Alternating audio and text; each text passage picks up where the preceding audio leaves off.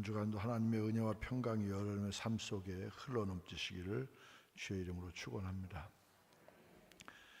영국의 유명한 사상가 중에 토마스 칼라일이라고 하는 분이 있습니다.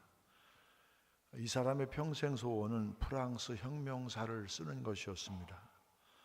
전쟁의 참상을 보고 전쟁이 얼마나 무의미하고 잔혹한가를, 그리고 왜 우리가 이 땅에 평화를 정착시켜야 하는지에 대해서 세상에 알리기 위해서 역사책을 쓰려고 했습니다. 밤낮으로 펜을 잡고 10년에 걸쳐서 프랑스 혁명사를 썼습니다. 드디어 10년이 다 된 그 어느 날 그는 그 작품을 완성했고, 그리고 출판하기 전에 가장 절친한 친구이자 철학자인 존 스튜어트 밀에게 그 원고를 한번 검토해 줄 것을 요청했습니다. 이 존 스튜어트 밀은 칼라일의 원고를 잘 살펴보았습니다. 꼼꼼하게 살피며 읽었습니다. 그러던 어느 날 존 스튜어트 밀이 원고를 책상 앞에 잔뜩 늘어놓고 잠자리에 들었습니다. 그런데 다음 날 새벽에 하녀가 와서 보니까 책상 위에 수정된 원고들이 지저분하게 널려 있었어요.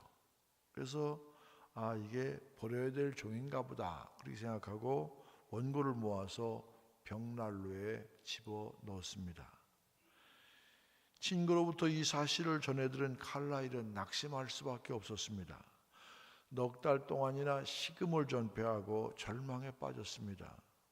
모든 의욕이 다 사라졌습니다. 10년 동안 노심초사해서 만들어낸 책이 저렇게 불로 사라져 버렸으니 얼마나 마음속에 절망이 됐겠습니까? 아무것도 하기 싫었습니다. 무기력증에 빠졌습니다. 그러던 어느 날 칼라일은 창밖을 바라보고 있었는데 비가 부슬부슬 내리는데 창밖에 보이는 이웃집에 새 집을 공사하고 있었어요. 비가 약간 내리는데도 벽돌공, 조적공이 와서 일을 합니다. 줄을 잘 져놓고 그어놓고 그 줄에 맞춰서 벽돌을 쌓아 올립니다. 그런데 무엇이 마음에 안 들었던지 갑자기 벽돌공이 쌓아놨던 벽돌을 다 밀어버렸습니다. 그리고 다시 쌓아 올립니다.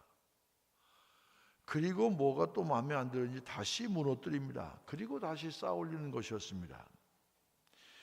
이 모습을 물끄러미 바라보던 칼라일이 자신의 무릎을 치며 깨달았습니다. 그래, 집 한 채를 짓기 위해서도 저렇게 조적공이 몇 번씩 작업을 하는데 세계 역사를 바꾸기 위한 커다란 일을 한 번에 이루려고 했다니 내가 얼마나 어리석은가. 그는 용기를 내어서 그날부터 다시 프랑스 혁명사를 써서 첫 번째 것과는 비교되지 않을 정도의 불후의 명작을 남겼습니다. 우리의 삶을 되돌아보면은 우리의 뜻대로 된 것보다는 뜻대로 되지 않는 것이 훨씬 많습니다. 하지만 신앙이 없는 사람들은 실패할 때마다 주저앉기 쉽지만 신앙이 있는 사람들은 살아온 삶을 되돌아보면서 내 뜻대로 된 것이 중요한 것이 아니라 내 삶 속에 하나님이 섭리하시고 간섭해 주신 것을 기억하고 그 은혜에 감사하며 다시 일어서게 되는 것, 이것이 바로 신앙이 있는 사람과 없는 사람의 차이입니다. 다음 주는 우리 교회의 추수감사주일로 지킵니다. 오늘 본문을 통해서 구체적으로 감사절을 어떻게 지켜야 하는지를 깨닫는 은혜의 시간 되기를 소망합니다. 추수감사절은 감사하며 지키는 절기입니다. 추수감사절은 성경에 있는 절기입니다. 이스라엘 백성들이 3대 절기를 지켰는데 그 중에 수장절이 오늘날 우리가 지키고 있는 추수감사절에 해당되는 절기입니다. 이스라엘 백성들은 가을에 추수를 끝내고 곡식을 거두어서 창고에 쌓아둔 다음에 하나님께서 1년 동안 추수하게 해주신 것에 대해서 감사드리는 예배를 드리고 7일 동안 이 절기를 지켰습니다. 이스라엘 백성들은 광야 40년 생활을 마치고 하나님의 은혜로 젖과 꿀이 흐르는 가나안 땅에 들어갔습니다. 가나안 땅에 들어가서 가만히 생각해 보니까 광야 생활이 힘들긴 했지만 그래도 하나님께서 순간순간 베풀어 주신 은혜가 너무너무 고마웠습니다. 그래서 수장절을 지키면서 동시에 초막절을 지키게 됩니다. 초막절은 뭔고 하니 바로 이 집안이 아니라 밖 들판에 천막을 쳐놓고 그곳에서 일주일 동안 먹고 자고 합니다. 그러면서 광야 생활 40년 동안 하나님께서 필요할 때마다 구름 기둥과 불 기둥으로 인도하시고 만나와 메추라기를 통해서 삶을 영위할 수 있도록 지켜주셨던 그 은혜를 기억하고 감사하고 즐거워했던 것, 이게 바로 또 초막절의 의미입니다. 그래서 수장절을 동시에 초막절이라고 부르습니다. 그렇게 힘들고 어려웠던 때에도 여전히 지켜주시고 인도해 주신 것에 대해서 감사했던 수장절은 신대륙 미국에서는 추수감사절로 새롭게 해석됩니다. 17세기 초 유럽에서는 부패한 로마 카톨릭에 반하며 성경으로 돌아가자, 그렇게 개혁운동이 있었습니다. 당시 로마 카톨릭은 말로 다 할 수 없이 부패해 있었습니다. 이런 개혁 사상은 유럽에서 영국까지 영향을 미칩니다. 당시 영국 성공회가 국교였는데 영국 성공회도 로마 카톨릭처럼 타락하고 있었습니다. 그때 개혁 사상을 받은 청교도들이 개혁운동을 시작합니다. 그러자 국교회는 정권과 야합해서 이 개혁을 하려는 청교도들을 핍박합니다. 청교도 신학자와 목회자와 성도들을 수없이 죽였습니다. 종교 재판을 통해 화형까지 했습니다. 이렇게 박해를 받던 청교도들 가운데 70가구 약 102명이 신앙의 자유를 찾아서 메이플라워라는 크지도 않은 그런 배를 타고 콜럼버스가 발견한 아메리카 신대륙으로 건너갑니다. 청교도들이 1620년 아메리카 대륙 프리모스에 도착했을 때 추위와 식량 부족과 질병으로 절반가량이 죽고 48명만 살아남았습니다. 이 48명 가운데 남자는 27명밖에 없었습니다. 낯선 땅에서 대부분의 사람들이 사랑하는 가족을 잃었습니다. 그렇게 겨울이 지나고 그 이듬해 봄에 그들은 가져온 종자로 보리와 밀을 심었지만 토양이 달라서 완전히 실패했습니다. 인디언들의 도움으로 옥수수를 조금 거두긴 했지만 첫 농사는 흉작이었습니다. 도무지 밝은 전망이 보이지 않았습니다. 그들은 금식기도를 선포하고 모두들 금식기도를 했습니다. 하나님, 이 상황을 돌아보십시오. 하나님, 우리를 도와주셔야 되지 않겠습니까? 그들은 어려움이 있을 때마다 모여서 금식기도를 했는데 그렇게 금식기도를 한 적이 한두 번이 아니었습니다. 어느 때인가 또 한 번 대단히 어려운 형편에 놓였습니다. 그들은 다시 금식기도를 해야 한다고 생각하고 금식기도하는 문제를 의논하기 위해 모였습니다. 그때 농부 가운데 한 사람이 이런 제안을 했습니다. 지금까지 우리는 금식기도를 하면서 하나님의 도움을 구했습니다. 그러나 이제 생각을 달리 해야 한다고 생각합니다. 우리가 비록 흉년으로 식량이 부족하고 형제 자매들이 질병으로 쓰러져가는 어려움을 겪고 있지만 그래도 감사할 것이 있다고 생각합니다. 유럽에 비해서 모든 것이 풍족하지는 못하지만 우리에게는 신앙의 자유와 정치적인 자유와 광대한 대지가 있습니다. 이제는 금식기도 대신에 감사의 시간을 정하고 하나님께 감사의 예배를 드리는 것이 어떻겠습니까? 이 말에 사람들은 감동을 해서 금식기도 대신에 감사주간을 선포하고 감사절을 지켰습니다. 그들은 국교도의 핍박과 추위와 배고픔과 질병과 죽음의 이별과 농사의 실패 속에서도 감사했습니다. 그들은 감사의 조건이 없는 것처럼 보였지만 그래도 하나님의 섭리를 생각하고 하나님께서 미래에 이루어 주실, 행하실 그런 일들을 바라보고 소망하면서 감사한 것입니다. 이번 추수감사절이 우리에게 특별한 것은 무엇보다도 우리 교회도 신대륙으로 건너갔던 청교도들과 같은 시련의 시간이 있었기 때문일 것입니다. 우리가 2016년 화재 이후에 약 300일 동안 광야 예배당에서 예배를 드리지 않았습니까? 지금 생각해 보면 불편한 것이 한두 가지가 아니었습니다. 그래도 우리 교회 성도들은 흔들리지 않고 믿음으로 예배를 드렸습니다. 추운 겨울 손을 비비며 예배를 드려야 했습니다. 좌석이 부족할 때 불편한 간이 의자를 급하게 놓고 그곳에서 예배 드려야 했습니다. 이러한 힘들고 어려운 시기가 있었기 때문에 우리에게는 감사할 것이 너무너무 많지 않습니까? 이렇게 편하게 앉아 예배 드린다는 것 자체가 얼마나 감사합니까? 얼마나 우리가 꿈꾸던 일이었습니까? 돌아보면 우리가 잘나서 뭐 한 것보다는 다 주님께서 도와주시고 주님께서 은혜를 베풀어 주시고 주님께서 우리를 이끄신 손길이 있었기 때문이 아닙니까? 근래 들어 이 노래를 제가 참 좋아합니다. 오 신실하신 주, 이 찬양을 함께 한번 같이 불러보시겠습니다.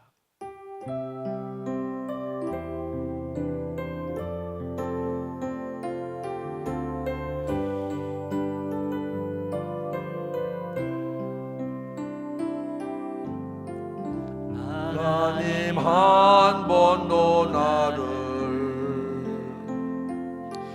실망시킨 적 없으시고 언제나 공평과 은혜로 나를 지키셨네. 지나온 모든 세월들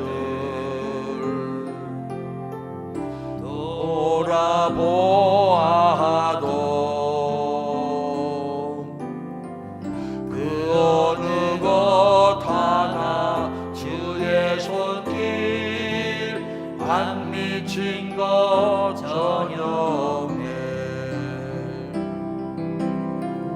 오 신실하신 주, 오 신실하신 주, 내 너를 떠나지도 않으리라. 내 너를 버리지도 않으리라. 약속하셨던 주님, 그 약속을 지키사 이후로도 영원토록 나를 지키시라 확신하네.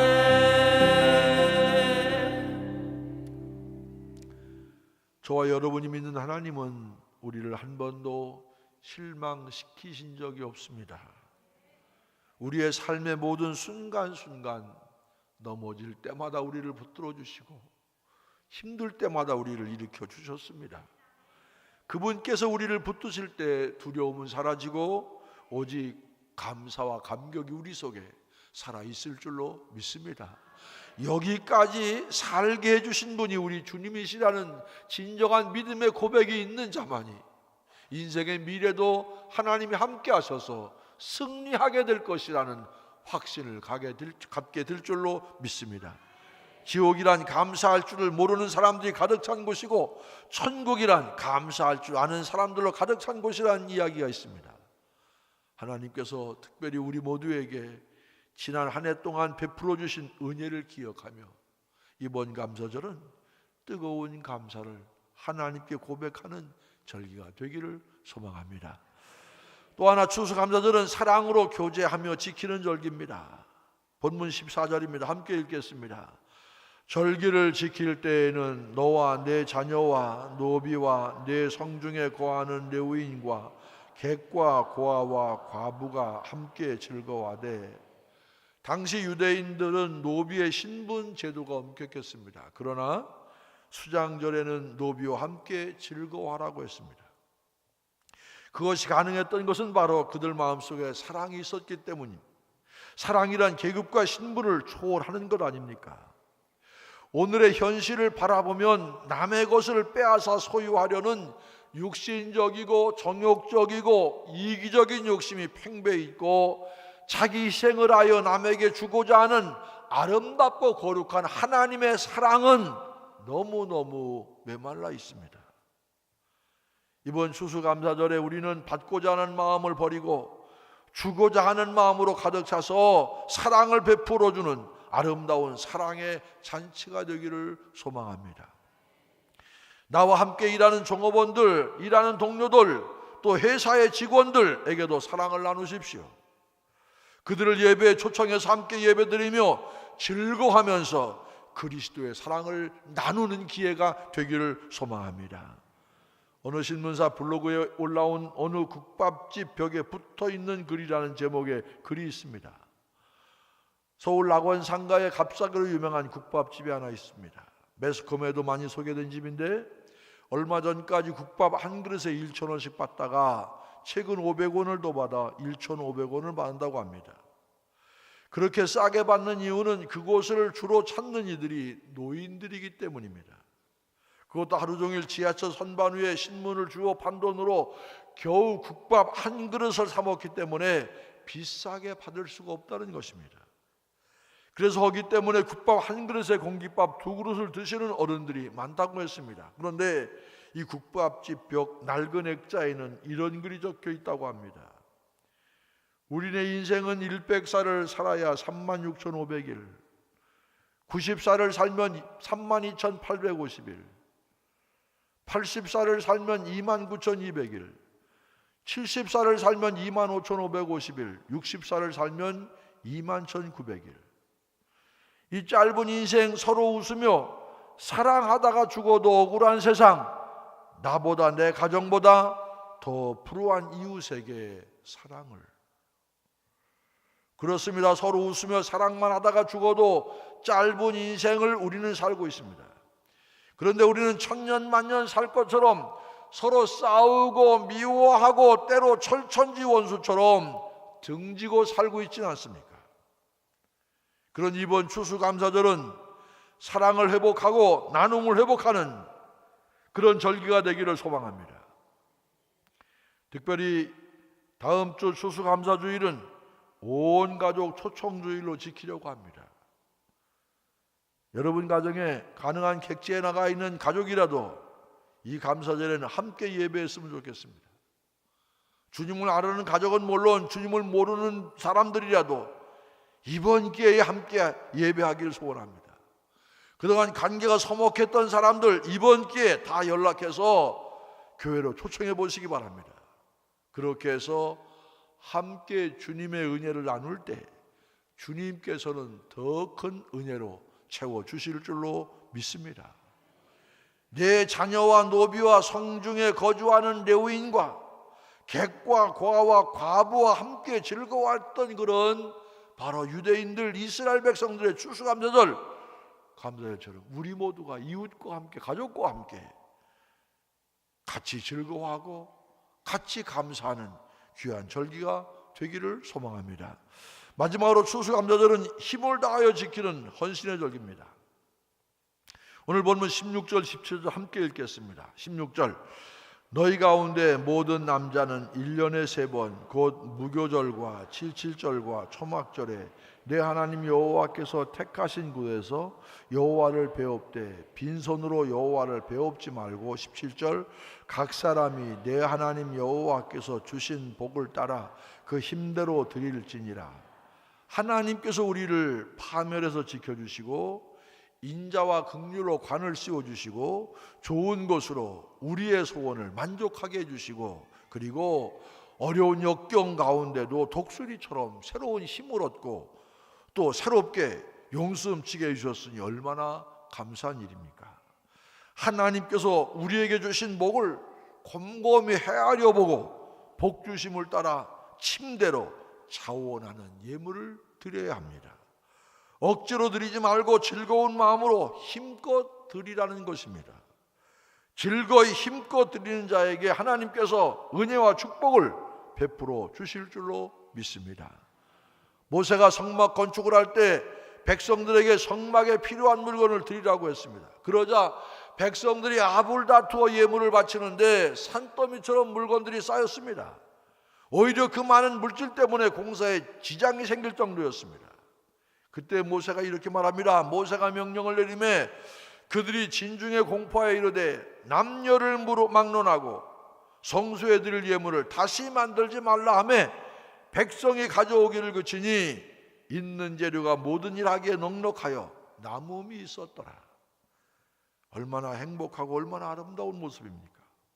성막 올리에 헌신에 가져오는 물건이 너무 많아서 모세가 백성들에게 이제는 충분히 차고 넘치니 제발 그만 가져오라고 말할 정도였으니 지금 생각해보면 얼마나 꿈같은 이야기, 얼마나 아름다운 믿음의 모습입니까? 이처럼 헌신은 기쁨이 되어야 합니다. 억지로 마지못해 하는 헌신은 서로에게 부담만 되고 끝날 수 있습니다. 자원하는 마음으로 주님께 드릴 때 자신에게나 다른 사람에게나 덕이 되기 마련입니다. 물론 억지로 한 헌신도 좋은 열매를 맺을 수 있습니다. 주님의 십자가를 억지로 대신 지었던 구레네 시몬이었지만 그 일을 통해서 시몬의 후손들, 시몬의 가문에 얼마나 큰 은혜와 감격을 누렸습니까? 억지로 한 헌신에도 은혜가 있다면 자원하여 드린 헌신에는 얼마나 더 큰 은혜가 임하겠습니까? 미국의 에드워드 스펜서라는 사람이 있습니다. 1860년 9월 폭풍우가 몰아친 어느 날 밤 노스웨스턴 캠퍼스 인근 시카고에 있는 대학입니다. 유명한 명문 대학입니다. 미시간호에서 여객선이 침몰해서 287명이 사망하는 참사가 터졌습니다. 이때 에드워드 스펜서라는 사람은 수영선수였습니다. 무태서부터 침몰 현장까지 8m가 되는데 800m가 되는 그 먼 거리를 16번 왔다 갔다 하면서 17명의 목숨을 구조해냈습니다. 그는 탈진에 쓰러진 뒤에 제대로 회복하지도 못한 채 평생을 휠체어에 의지해 살아야 했습니다. 국민적인 영웅으로 칭송받은 스펜서가 사망하기 1년 전 80살 생일에 한 신문기자가 그를 찾아가 인터뷰를 했습니다. 그 비극적인 밤 이후 무엇이 가장 기억에 남습니까? 이 기자의 질문에 스펜서는 이렇게 말합니다. 내가 구출해준 17명 가운데 훗날 나를 찾아오거나 내게 감사를 표현한 사람이 단 한 명도 없었습니다. 그것이 가장 마음 아픕니다. 그가 받은 마음의 상처는 몸이 입은 타격보다 훨씬 더 아픈 것이었습니다. 혹시 우리도 이와 같지는 않습니까? 가끔 보면 평소에 참 사랑을 많이 해줬는데 받은 사랑은 기억하지 않고 뭐 한두 가지 가지고 그렇게 불평하고 원망하는 걸 볼 때마다 속상하고 인간이 어찌 저럴 수 있나 그러면서 동시에 제 마음속에 드는 생각은 하나님 앞에서 나도 그런 모습으로 살고 있지 않는가 스스로를 돌아보게 됩니다.